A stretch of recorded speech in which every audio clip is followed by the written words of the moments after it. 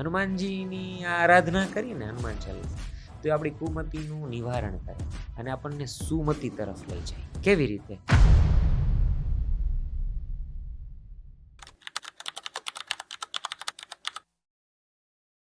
ચોપાઈ 3 મહાવીર વિક્રમ બજરંગી કુમતિ નિવાર સુમતિ કે સંગી.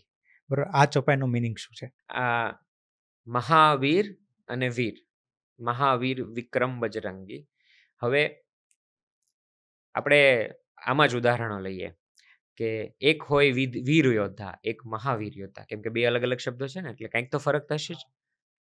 અને કુમતિ અને સુમતિ એક ટ્રાવેલ ફોર્મેટમાં તમે પુસ્તકની અંદર જોઈ શકશો, બરાબર, કે એમાં અર્જુન અને કર્ણ બે મહાન યોદ્ધા, ઓકે, સુગ્રીવ અને વાલી બે વીર યોદ્ધા. હવે કુમતિ અને સુમતિ, હવે જ્યારે ત્રેતાયુગ ચાલી રહ્યો છે ત્યારે રામ ભગવાન કોના પક્ષે છે? સુગ્રીવના પક્ષે. એ કોના પુત્ર છે? સૂર્યના પુત્ર છે.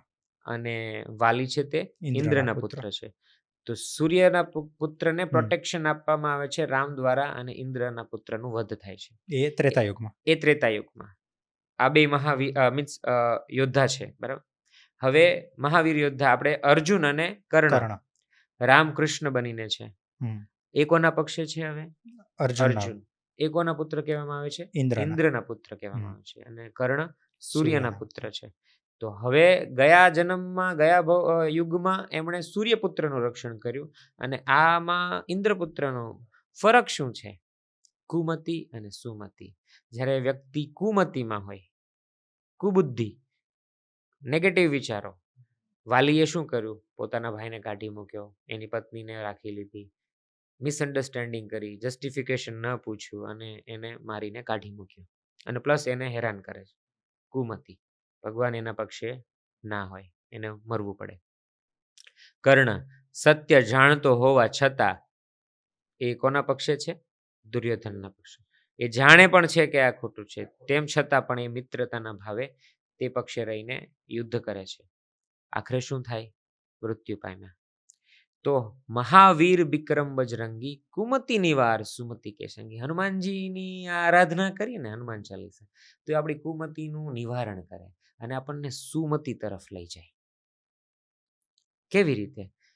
આ ચિત્ર, આ ચોપાઈના ચિત્રમાં તમે જોશો ને સ્પેસિફિકલી, તો આ બહુ ફેમસ છે કે ભીમ હનુમાનજીનું પૂંછડું નથી ઊંચકી શકતા. આ સ્ટોરી બધા જ જાણે છે, પણ બધાને, ઘણાને ખબર છે ને ઘણા નથી ખબર કે બે પવન પુત્ર કહેવામાં આવે છે.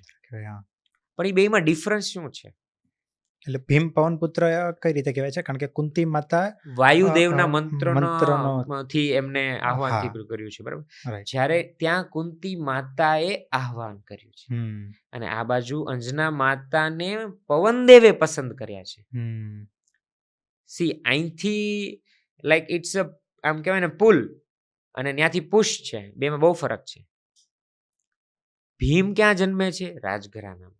હનુમાનજી ક્યાં જન્મે છે? જંગલમાં. આપણે આમાં જોઈએ કે ભીમની તાકાત કેવી છે? શારીરિક છે, ગમે એને તોડી ફોડી નાખે, ગમે એવી હોય તો.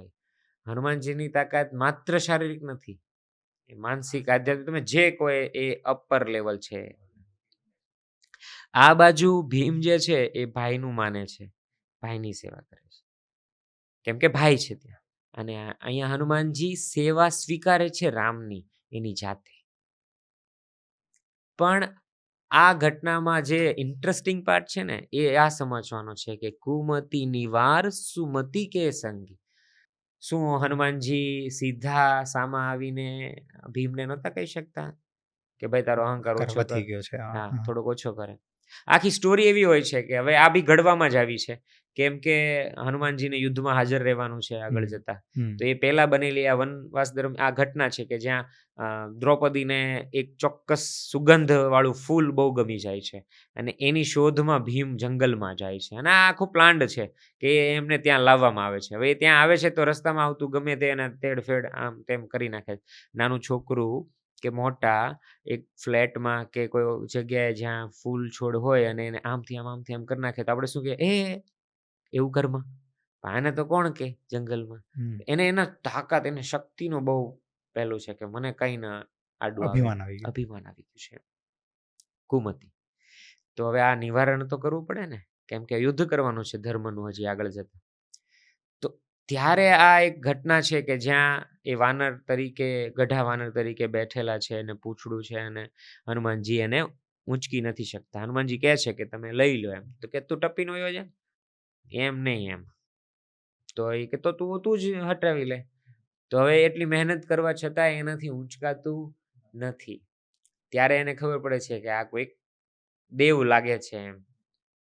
પછી હનુમાનજી એનું સ્વરૂપ દેખાડે છે, અને ત્યારે ભીમને ખુદને અહેસાસ થાય છે કે આ મારો અહંકાર છે જે મારે મારામાંથી દૂર કરવો જોઈએ. અને હનુમાનજી એમને કહે છે કે હું તમારી સાથે આ યુદ્ધમાં રહીશ. એટલે ભીમની જે દહાડ છે ને, દહાડ એ વર્ણનમાં આવે એમ કે લોકો એનાથી ડરી જતા. હનુમાનજી એ સ્વરૂપે એમનામાં બિરાજમાન છે કે એની હુંકારથી જ ભય લાગી જાય લોકોને. એમ સિંહ દહાડે તો આમનામ બીક લાગે લોકોને.